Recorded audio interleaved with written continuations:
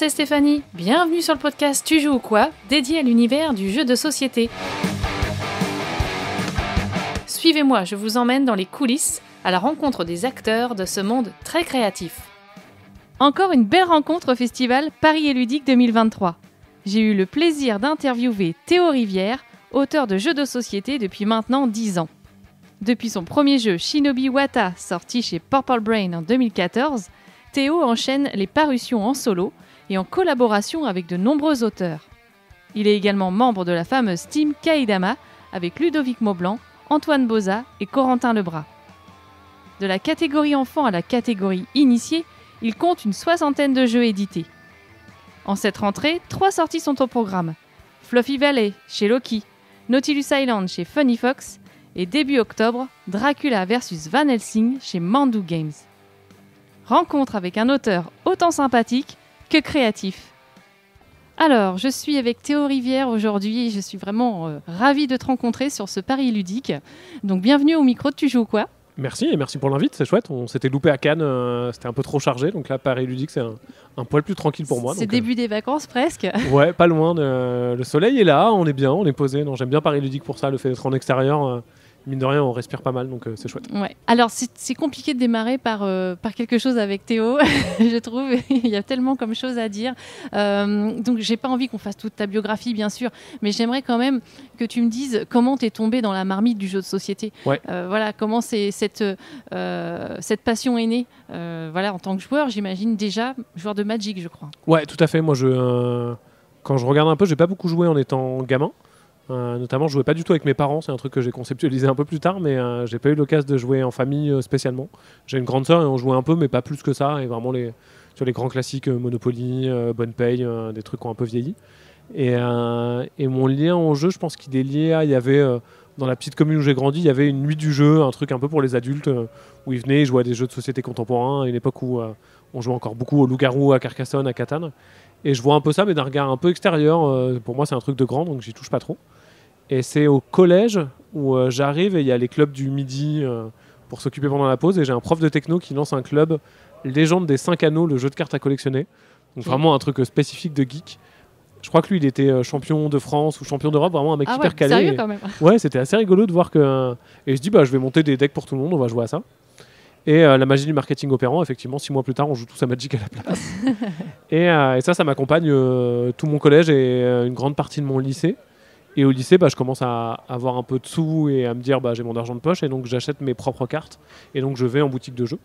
Donc je découvre un peu les boutiques spé, je découvre le jeu de rôle à ce moment-là aussi, qui devient un autre gros budget, un autre vecteur de dépenses de lycéen.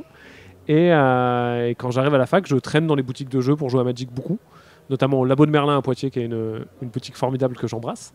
et Ben, le gérant du labo à l'époque, me conseille plein de jeux, en fait, me dit vachement de... t'aimes bien Magic, tu devrais jouer à Seven Wonders, tu devrais jouer à Ghost Stories, vas-y on va découvrir des trucs, pas que des jeux d'Antoine Boza mais beaucoup. Et donc je découvre plein de jeux de société contemporains à ce moment-là et je tombe dedans là à pieds joints et à donf, quoi. Voilà, c'est un peu, on met le doigt dedans et après il met le bras et le corps entier. Ouais, très très clairement. Et c'est une super période, moi j'aime bien ce moment où tu découvres les jeux de société et t'as envie de jouer à 1000 trucs, tout est bien, le moindre jeu, t'as l'impression que c'est une innovation incroyable et moi je garde un souvenir assez ému de cette période, elle a été cool. On se fait aspirer, quoi, c'est vraiment ça. 100%. Et alors justement, comment on passe du déclic à se dire tiens, moi aussi j'ai des idées et tiens, pourquoi pas, j'en ferais bien un jeu. Comment ça t'est venu ? Il y a 2 trucs. Le premier, c'est beaucoup de chance et beaucoup de hasard que je raconte un peu après. Le premier, c'est cliché, mais c'est vachement des rencontres en fait à l'époque, donc je traîne beaucoup dans la boutique de jeux et je suis arbitre de Magic, qui est un truc qui m'a beaucoup habité. Et à la même époque, Régis Bonnecet, donc l'auteur de Seasons, qui était le patron de Libellus à l'époque, travaille sur la première extension pour Seasons. Et il cherche des gens qui ont l'habitude de la lecture de règles de jeux de cartes, de trucs, et par l'intermédiaire de la boutique Le Labo de Merlin, toujours, je me retrouve invité chez Libellus à essayer de casser l'extension de Seasons, à trouver des failles dans les règles, de faire des combos un peu débiles.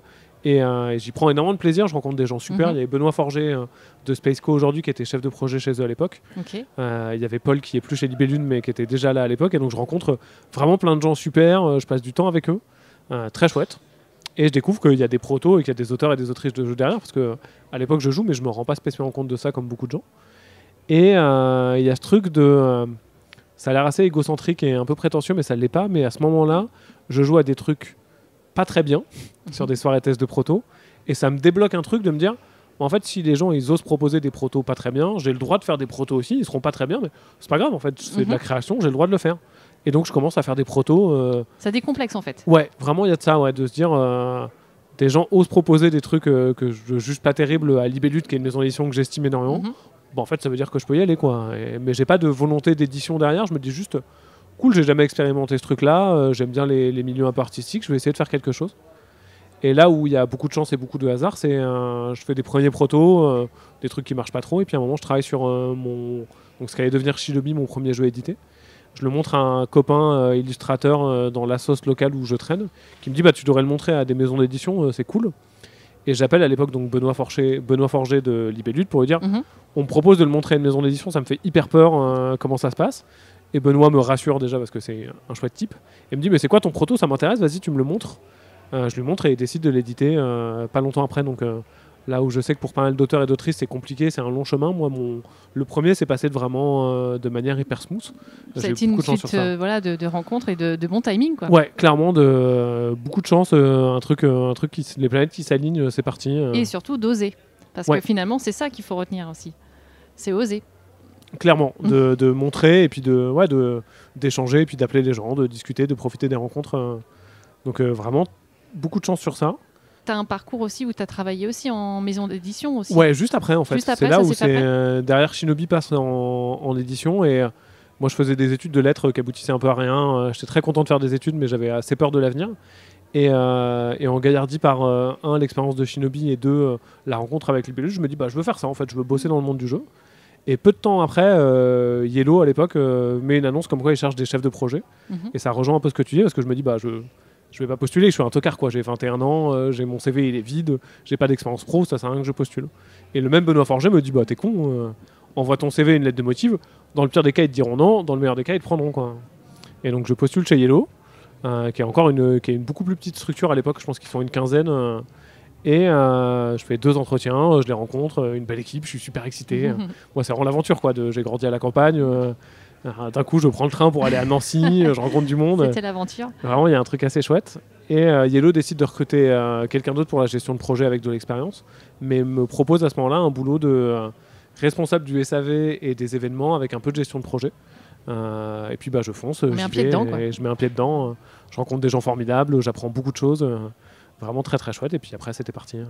Et alors il y a eu un passage par Yoka Baisume. Ouais, assez court pendant 4 mois, le temps d'une période d'essai où en gros ils cherchaient quelqu'un pour lancer un peu la partie jeu de société. Eux ils viennent du monde de la figurine au départ, d'animé et de manga, et ils cherchaient quelqu'un avec un profil un peu comme le mien d'auteur et de gestionnaire de projet à la fois, et puis de quelqu'un qui connaissait un peu le milieu. Donc je l'ai rejoint pendant un temps, ça se passe correctement, c'est un peu chiant parce que c'est un boulot un peu loin de là où j'habite à cette époque, j'ai beaucoup de transport mais l'équipe est assez chouette et à ce moment-là en fait Ropoprod cherchait quelqu'un pour faire de l'assistanat éditorial et il me propose alors que je travaille encore chez Yoka et il y a vraiment ce truc de c'est le boss de fin pour moi quoi, c'est des gens dont j'estime énormément le travail. Cédric Thomas c'est des éditeurs absolument extraordinaires et géniaux, Seven Wonders, Concept, Time's Up, ça t'a fait rêver, Ghost Stories, je pouvais pas te dire non ouais. et donc je dis oui et je rejoins l'équipe de Repos à ce moment-là. Donc tu faisais quoi précisément dans ton boulot ? J'étais assistant éditorial. Ok. Ça consiste dans quoi ? Consistait là vachement, j'étais sur la relation avec les auteurs et les autrices, donc vraiment transmettre les évolutions, tester les nouvelles versions, les tenir au courant de tout ce qui se passait. Et la recherche de prototypes. Donc vraiment lire tous les mails, faire les salons, rencontrer des auteurs et des autrices, voir des protos. Et surtout avec Thomas Provost à l'époque, on faisait aussi pas mal de développement. Donc c'est jouer, changer des règles, faire des propositions, mais toujours chez Repos avec la présence de l'auteur ou de l'autrice. Donc on faisait plutôt des propositions, ensuite il ou elle rebondissait et puis on retravaillait dessus, plus que vraiment aller dans le dur du développement. C'était vraiment un ping-pong super enrichissant aussi. Et donc en parallèle, forcément, tu continues à produire toi-même des jeux. Et alors ça ne doit pas être simple de créer des jeux tout en voyant tout un tas de protos. Ouais, je sais pas, ça doit être assez... C'était même une source de stress à un moment de se dire... j'avais hyper peur, et toujours encore des fois par rebond, du plagiat sans m'en rendre compte. De me dire, j'ai lu un mail de quelqu'un, il y avait un proto, c'était pas suffisamment bon, où il y avait des trucs qui étaient pas bien, mais en tout cas ça nous a pas plu, mais il y a une idée qui m'est restée en tête sans que je m'en rende compte. Et je sais pas, 2 ans plus tard, je travaille sur un jeu et je me rends compte que ah merde, en fait, j'ai pris cette idée sans m'en rendre compte, c'est horrible. Ouais, c'est pas évident ça, ouais. C'est jamais arrivé, je pense que ça n'arrivera pas, du moins j'espère, mais ça m'a un peu stressé. Et c'était il y avait un exercice mental qui était pas toujours facile, et puis forcément, il y avait ce côté bosser une journée de travail normale, et puis rentrer chez soi, bosser sur les protos, et puis y retourner. Mais à la fois, c'était très agréable, et à la fois, c'était un peu éreintant. Ouais. Ça s'emballe, mais après, effectivement, t'enchaînes quand même plusieurs jeux. Et à partir de quel moment tu te dis, je me lance quand même complètement dans l'autorat?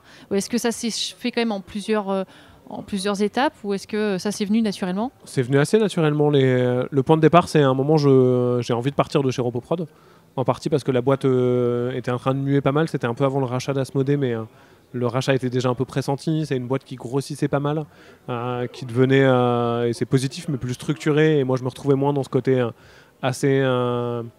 Plus familial peut-être ou... Ouais, un peu moins familial, effectivement, avec plus de structure, plus de process. Moi, j'aime bien je suis un peu à l'arrache, en fait. J'aime bien le côté vas-y, on fait une réunion maintenant, on en discute là.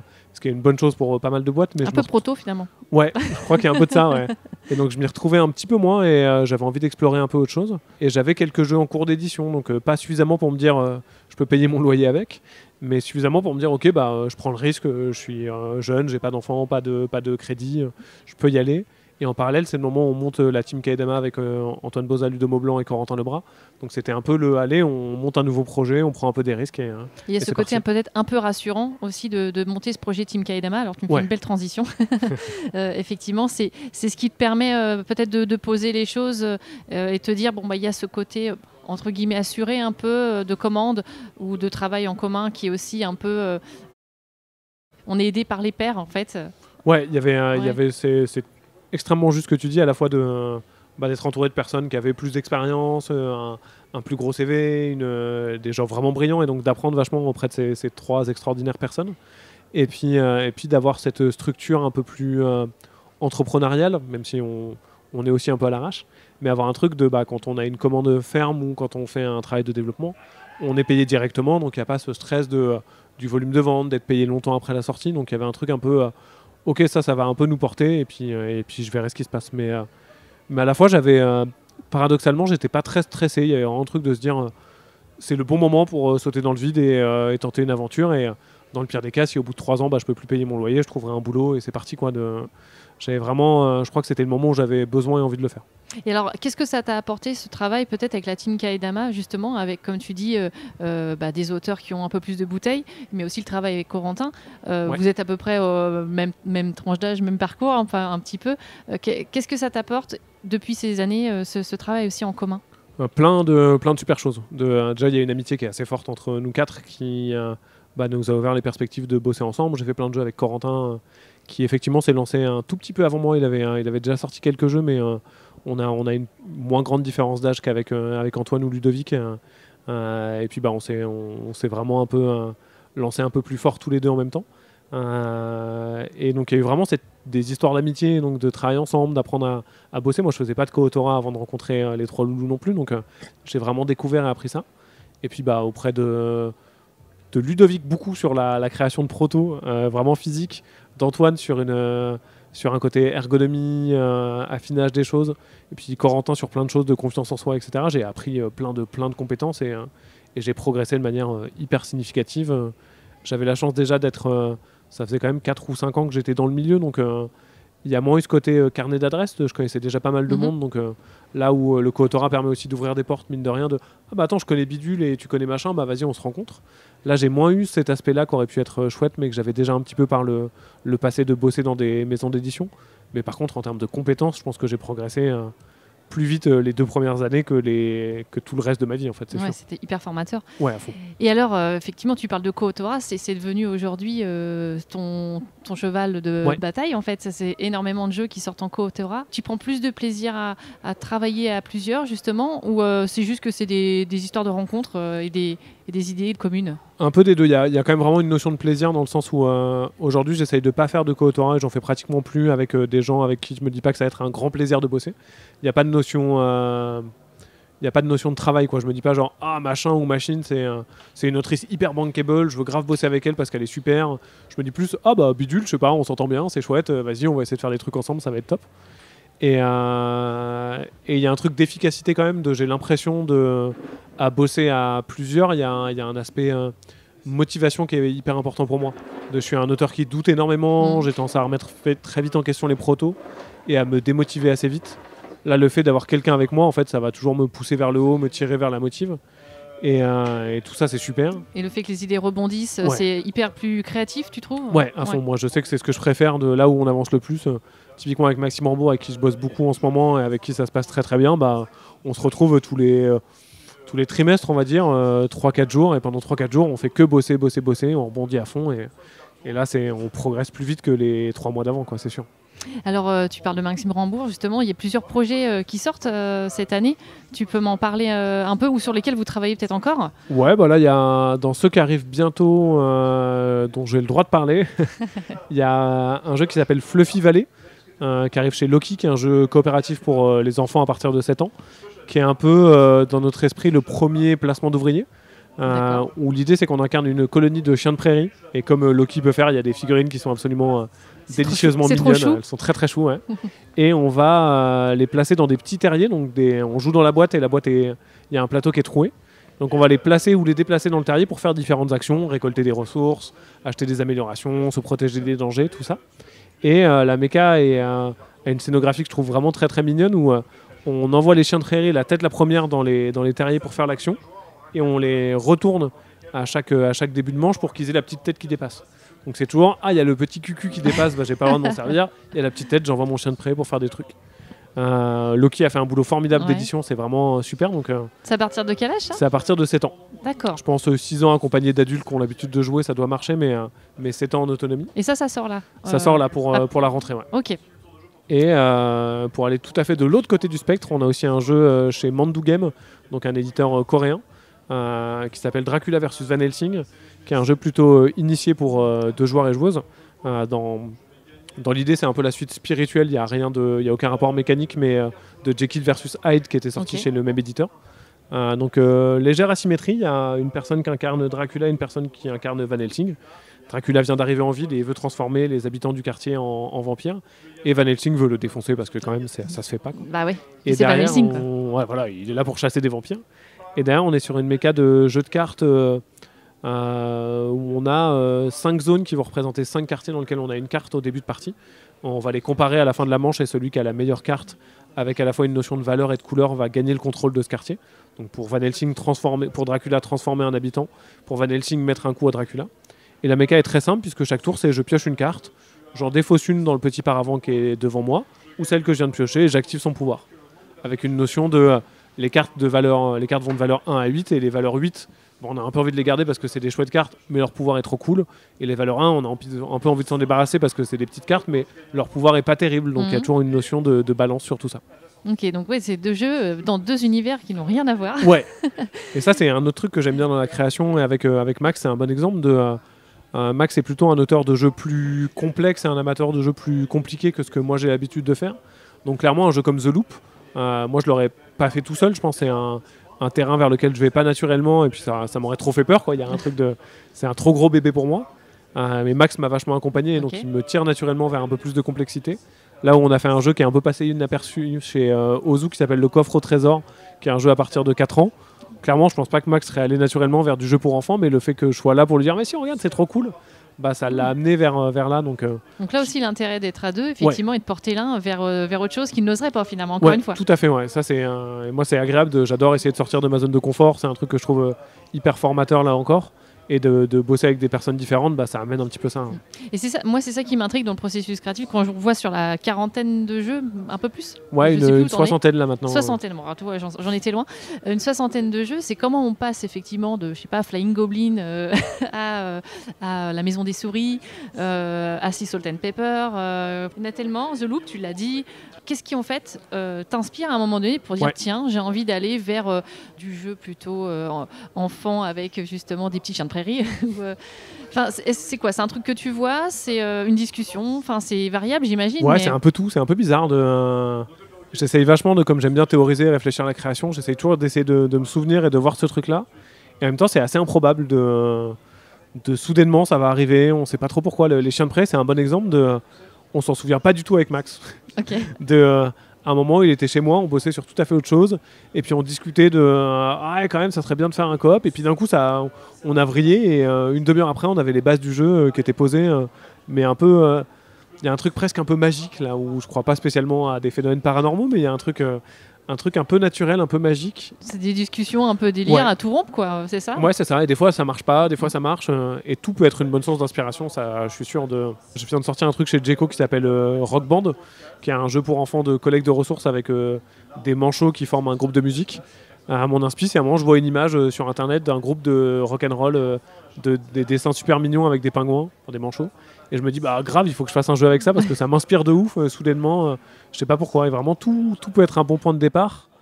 Et comme je pense que j'ai des goûts assez éclectiques en tant que joueur, moi j'adore jouer à des jeux pour enfants, je trouve ça super, mais en même temps je peux m'amuser sur un Terraforming Mars ou sur un jeu un peu compliqué. Et si on me propose un jeu familial, je vais y jouer avec grand plaisir. Vraiment, t'es éclectique, donc ça te ressemble en fait. C'est ça que ça veut dire, c'est que finalement ça te ressemble. Ouais, et je pense que la plupart des auteurs et des autrices que je connaisse font ça en fait.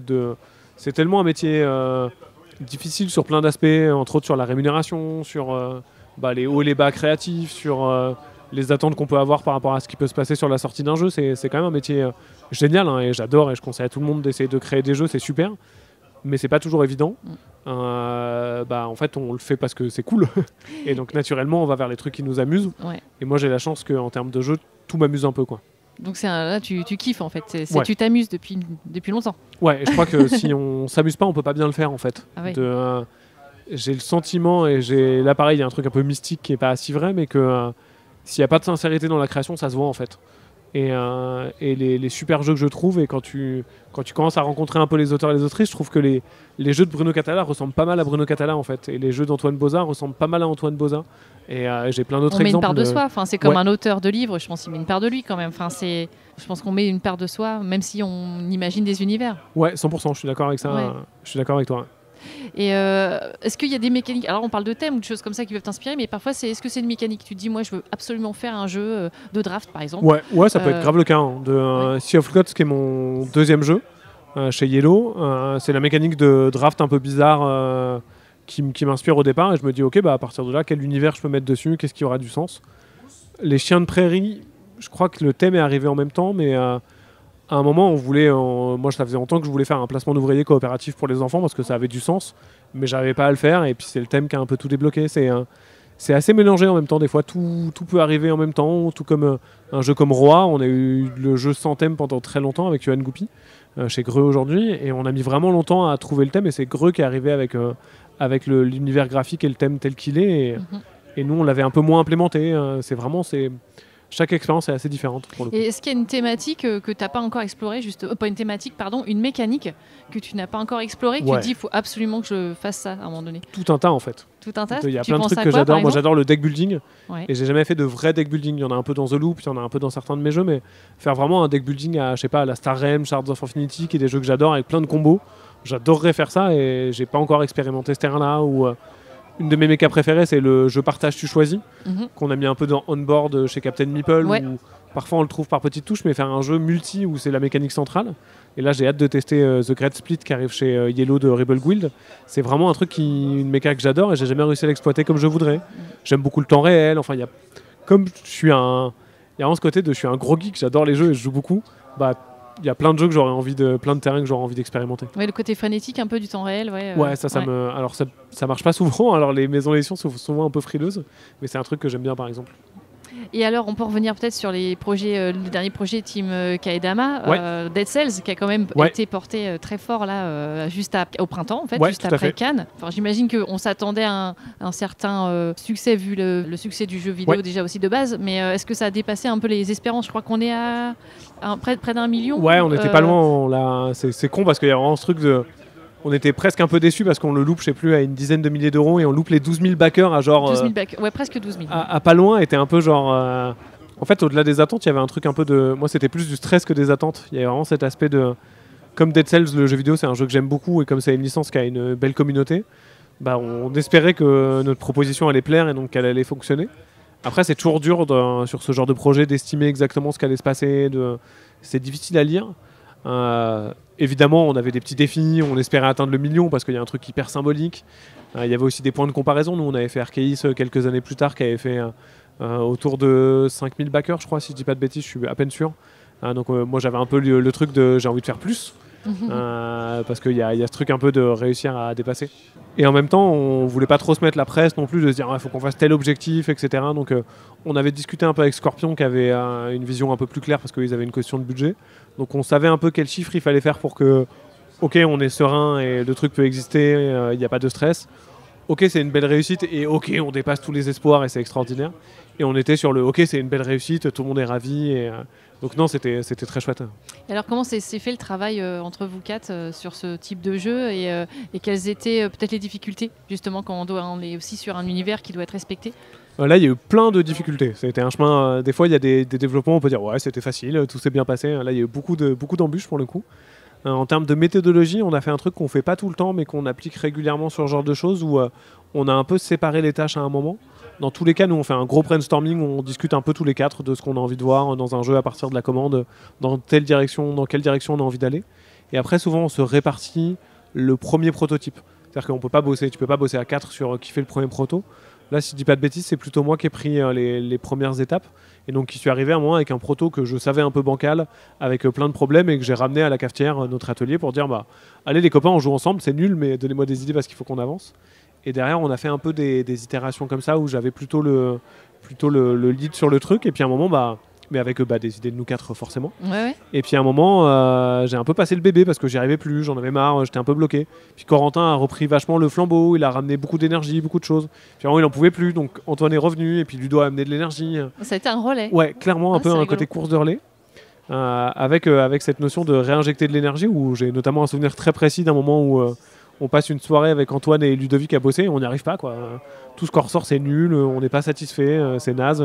Et le lendemain matin, Corentin arrive et je me souviens vraiment être dépité, me dire alors, Corentin qui arrive un peu tout content, alors ça a donné quoi hier soir? Et je lui dis mec, on appelle le Scorpion masqué et on arrête en fait, on n'y arrive pas, c'est nul.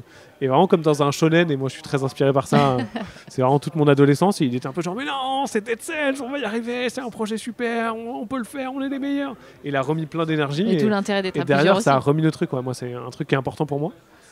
Et après, là on est plutôt sur une phase de fin de développement, et il y a un truc un peu frustrant, et en même temps un peu chouette sur la notion d'équipe, mais comme Antoine et Corentin sont tous les deux à Valence, là où moi physiquement je suis à Bruxelles, et Ludovic navigue un peu entre plusieurs villes, c'est vachement Corentin et Antoine là qui s'en occupent parce que ils jouent tous les jours, ils ont une table qui est jamais désinstallée à l'atelier, ils continuent Dead Cells. Ouais. Et il y a un moment où ils vont tellement vite que je peux plus suivre. Donc mon proto est plus à jour parce que ils ont même pas le temps de refaire les fichiers, ils griffonnent sur les cartes pour changer la force d'un ennemi ou un truc. Et donc il a fallu avoir ce passage de relais un peu final, et j'ai hâte de rejouer avec eux pour voir un peu le truc, mais je vais découvrir encore un peu des petites choses parce qu'ils ont amené des nouveautés. C'est le côté plaisant peut-être aussi du coup de se dire que tu vas peut-être redécouvrir certaines choses. Ouais, c'est un peu chouette, et puis c'est là où je me rends compte qu'on travaille bien tous les quatre, parce que là où j'ai un peu de frustration de ne pas pouvoir suivre comme j'aurais envie, et où j'aurais envie d'être avec eux pour jouer tous les jours avec eux, j'ai aucun stress sur le fait qu'ils font du bon travail en fait. Donc il y a une ce grosse truc confiance, un peu... quoi. Ouais. Et ça c'est hyper chouette. Et alors tu as évoqué rapidement tout à l'heure Arkeis, tu peux nous en reparler un petit peu peut-être de ce projet Ça a été un des premiers très gros projets chez Kaedama avec Ankama, avec qui on avait je pense que c'est même antérieur à Draftosaurus en termes de début de boulot, ou alors c'est pas longtemps en même temps. En tout cas à un moment on a mené des projets un peu de front. En gros c'est Ankama à un moment qui nous propose de faire un projet sur Kickstarter, et la commande c'est un peu ça, faites un projet sur Kickstarter qui soit taillé pour. Mais pas plus que ça. Non, pas plus que ça. Ils venaient de faire Monster Slaughter, sur lequel on avait fait des scénarios, c'était notre premier boulot avec eux. Et on se dit, c'est parti, on va essayer de trouver un truc à faire. Et première session de brainstorming, je suis tout seul à l'atelier avec Ludovic, on part sur plein de trucs. Et arrive cette idée qui est restée jusqu'au bout de faire un dungeon crawling, un dungeon crawler d'ailleurs, avec des boîtes. Et on joue dans les boîtes. Et on sert de ces boîtes pour faire un décor. Donc dans Arkeis, il y a une grande boîte qui forme une grande salle qui est à la taille de la boîte du jeu, qui contient 2 boîtes moyennes, qui contient 4 boîtes petites.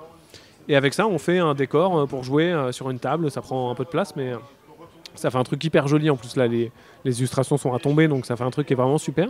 Et on part de cette idée et on commence à bosser dessus. Avec une notion à l'époque, on ne sait pas encore si Ankama veut que ça soit dans l'univers de Dofus d'ailleurs, dans l'univers de Wakfu, ou si on peut partir sur autre chose. Donc nous, on avance vraiment d'un point de vue purement, tu vois, là, le point de départ, c'est presque le gimmick matériel Ok. et un peu la volonté mécanique de faire un dungeon crawler. En se disant, on pourra mettre plein de figurines, c'est taillé pour Kickstarter, c'est parti. Et Ankama nous dit vite, non, on veut que ça soit un autre univers que vous pouvez inventer. Et c'est Antoine, je crois, qui arrive le premier avec cette idée de vas-y, on fait un truc égypto-steampunk, un peu pulp, on est dans les années 60, on explore des pyramides et on comprend que si les Égyptiens sont aussi avancés, c'est parce que en fait, ils maîtrisaient la vapeur, mais on le savait pas. Et à partir de là, on avance sur le projet, on développe plein de trucs avec Ankama. Ça se passe hyper bien, vraiment très chouette relation de travail. On avance assez vite. Et puis on lance le Kickstarter, c'est parti, avec une volonté d'être livré en fin d'année 2020. Donc le Kickstarter se lance en fin 2018, si je dis pas de bêtises, donc, ou fin 2019, je sais 2019, plus. je crois. Ouais, fin 2019. Donc avec un an, et à ce moment-là, nous, tout n'est pas fini, mais on a très très bien avancé, on n'a pas de stress sur les délais. Et puis il y a plein de choses.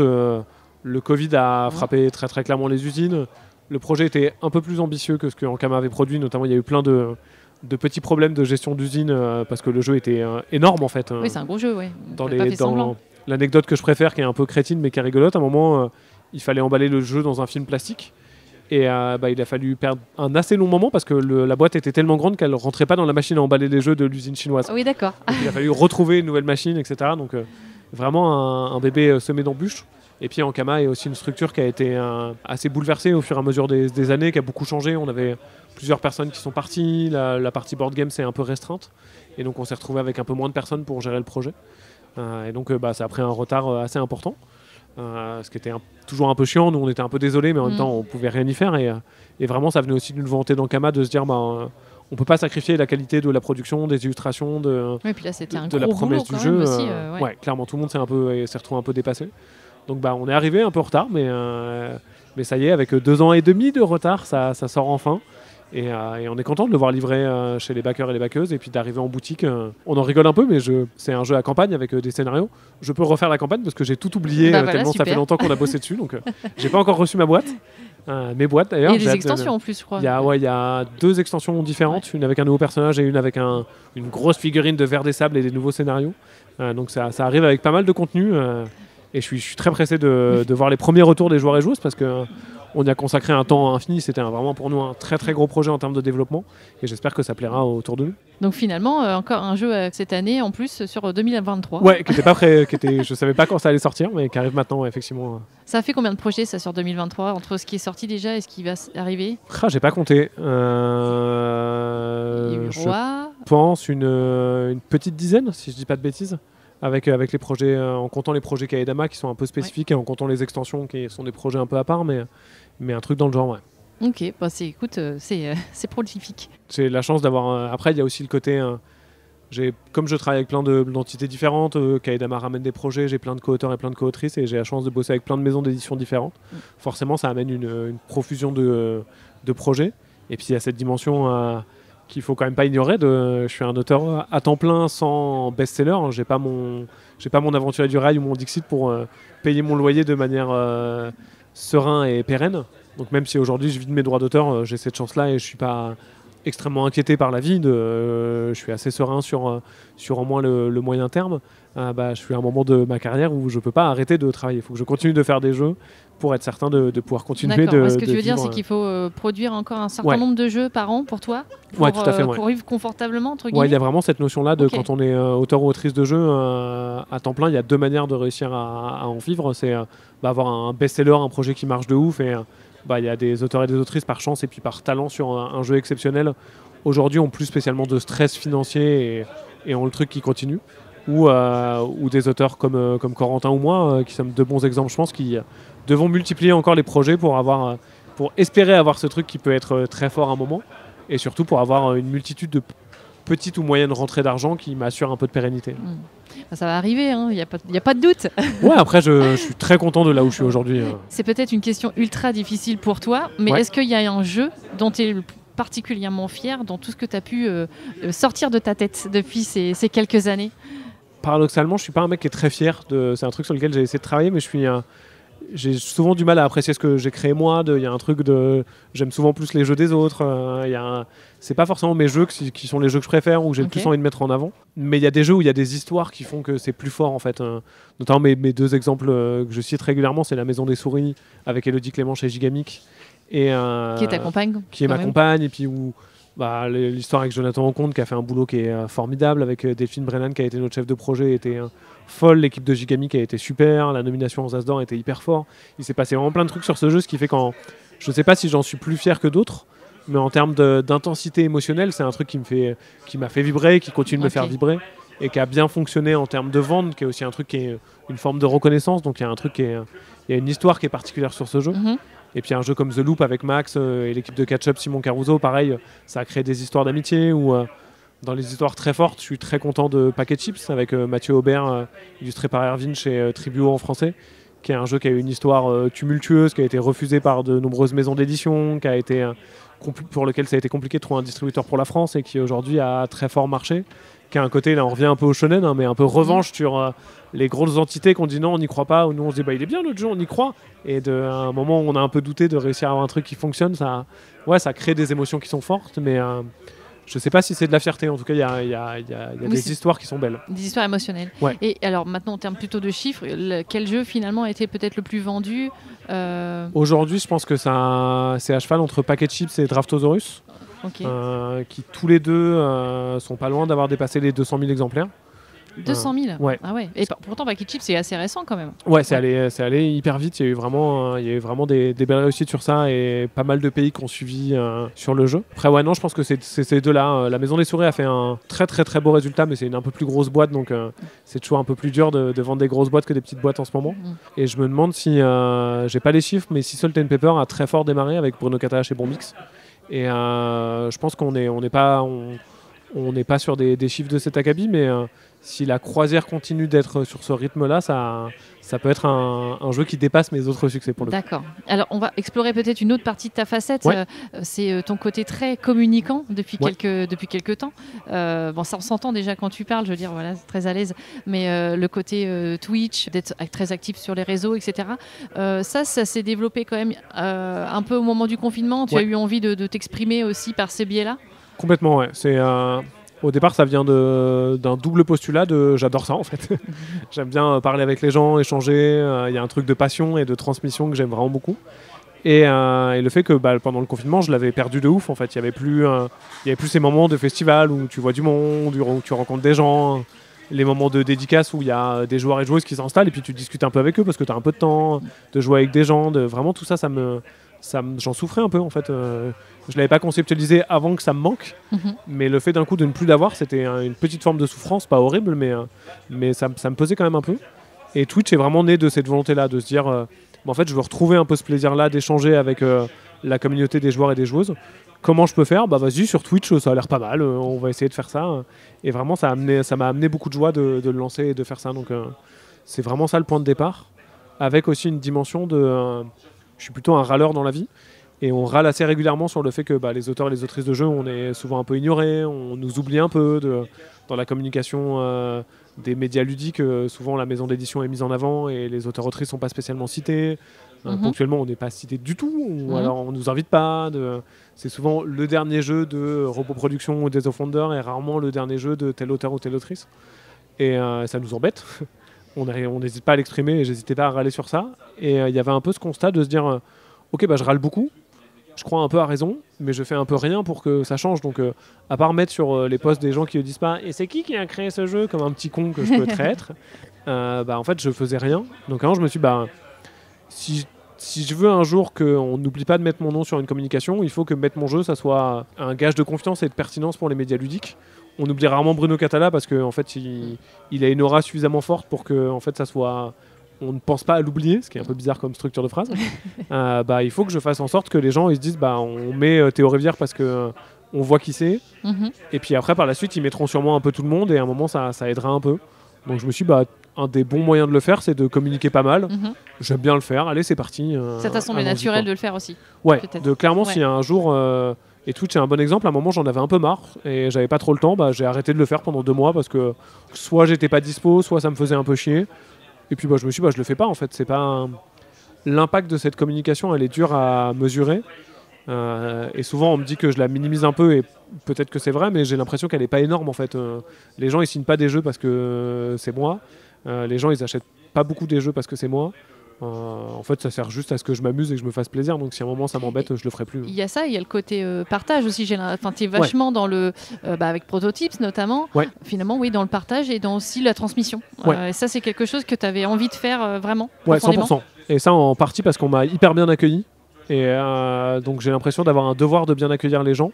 Et j'espère que ça fera un cercle vertueux et que les auteurs et autrices de demain continueront de bien accueillir les nouvelles personnes et que ça continuera. Et vraiment, moi, je suis arrivé, j'étais son père, j'avais 22 ans, j'avais des protos nuls dans mon sac et j'ai parlé avec des mecs comme Antoine Boza, comme Ludo Maublanc, qui m'ont dit vas-y, montre-moi ta merde là, et qui m'ont donné des super conseils. Il y a des auteurs prestigieux comme Eric Lang, c'est Eric Lang qui m'a appris à bien découper des planches de cartes parce que c'est des personnes qui sont majeures dans l'industrie, mais qui sont hyper cool, hyper légères, hyper réglo. Il n'y a pas de prise de tête. Et j'avais envie de conserver ça. Et en même temps, j'avais une forme de frustration le milieu n'est pas le même que quand je suis arrivé il y a une dizaine d'années. Et des demandes de conseils, j'en avais vraiment beaucoup trop. C'était trop dur, je ne pouvais pas répondre à tout le monde et ça me frustrait énormément. Et arrivé cette idée à la fois de prototype sur Twitch et de 6388 avec Zéphiriel, qui est notre podcast où on parle de création, de se dire, quand j'aurai un message Instagram de hey, salut, comment ça marche, et que je pourrais pas dire viens, on fait 1 heure de Skype ou viens, je t'écrive un grand message, je pourrais dire tiens, ça c'est 6388, je t'invite à écouter si tu as le temps. Vas-y, prototype, tu passes quand tu veux, on discute de ton proto. Et ça me permettrait aussi parce que j'aime bien la transmission, mais aussi de rendre ce qu'on m'avait très gentiment offert quand je suis arrivé. Boucler une boucle en fait aussi. Il y avait un peu de ça. Et est-ce qu'il y a des auteurs justement comme ça depuis que tu as lancé Prototypes notamment qui ont pu sortir un jeu auquel tu as pu peut-être participer un tout petit peu ou donner quelques conseils? Il y a au moins 2 jeux qui sont passés dans Prototypes et qui ont été signés par la suite. Ok, super, tu peux me dire. Dont Transpersonnage qui arrive chez Rose Noire là, qui était en financement participatif où ils l'ont découvert en regardant Prototypes. Ok. Donc ça c'était cool, encore mieux. Ouais. Vraiment, je crois que j'étais plus ému au moment où j'ai appris que l'auteur qui signait son premier jeu, c'était en partie grâce à l'émission. C'était majoritairement parce que son jeu était excellent, mais en partie parce qu'il l'avait découvert grâce à l'émission. J'étais hyper touché, il y avait un truc c'était un vecteur, quoi. Hyper fort, c'était super émouvant. C'est un très très gros plus, j'espère que ça va continuer et ça motive à mort à faire ce genre de contenu-là. C'est très chouette.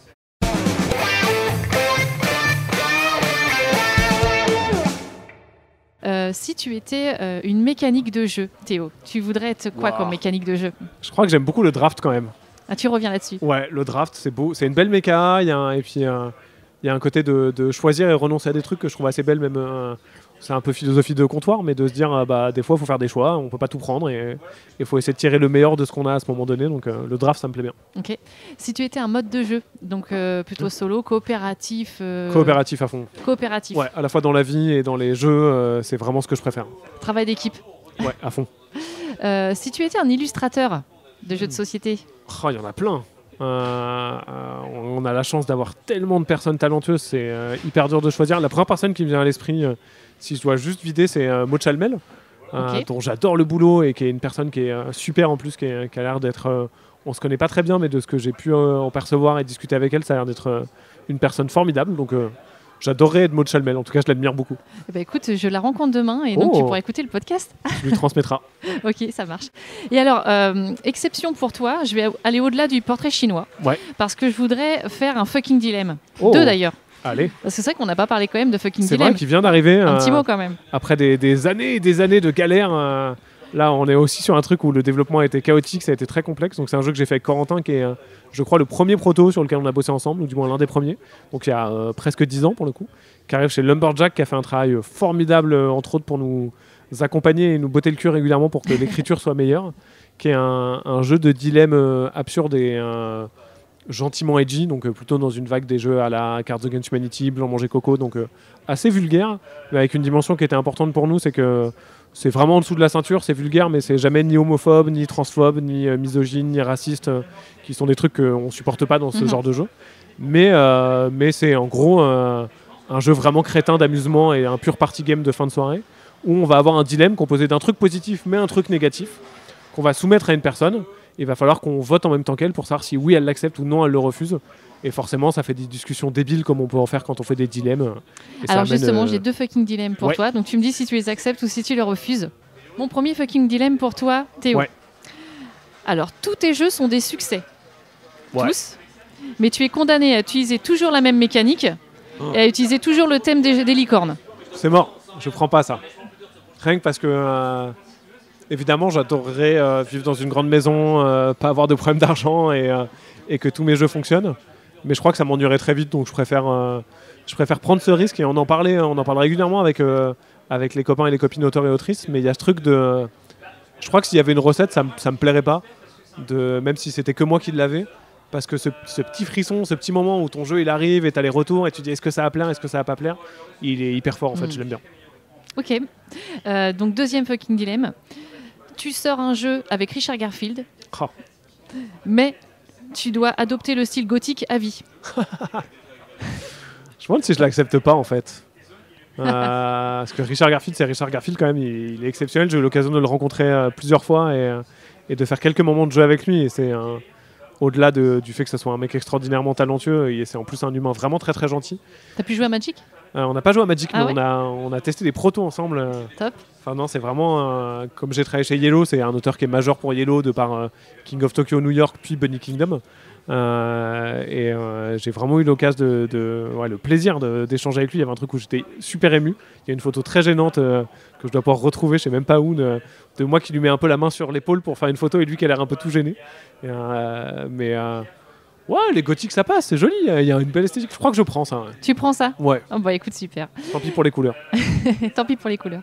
Bon bah écoute, merci d'avoir joué au jeu de cette interview qui a été un peu plus longue que d'habitude, mais ce fut un vrai plaisir. Un plaisir partagé. Donc je te propose de finir par la phrase habituelle. Donc c'est en fait au jeu de Théo Rivière, est-ce que tu joues ou quoi ? Et c'est est-ce que tu joues ou quoi ? On le fait ensemble. Ouais. Ok ? Ou tu joues ou quoi directement d'ailleurs. Alors au jeu Théo Rivière, tu joues ou quoi ? Parfait. J'espère que cette interview de Théo Rivière vous a plu. Merci beaucoup pour votre écoute attentive. Je remercie aussi particulièrement Jean-Michel Danet pour son commentaire sur l'épisode dédié à Greux Games. Il a trouvé hyper intéressant de connaître l'envers du décor et la genèse d'une maison d'édition. Le prochain épisode est consacré à Johan Goupy. Il est le co-auteur de Roa, sorti en début d'année avec Théo Rivière. Il a également sorti les jeux Elawa et Faroé récemment avec Corentin Lebras. Restez bien à l'écoute!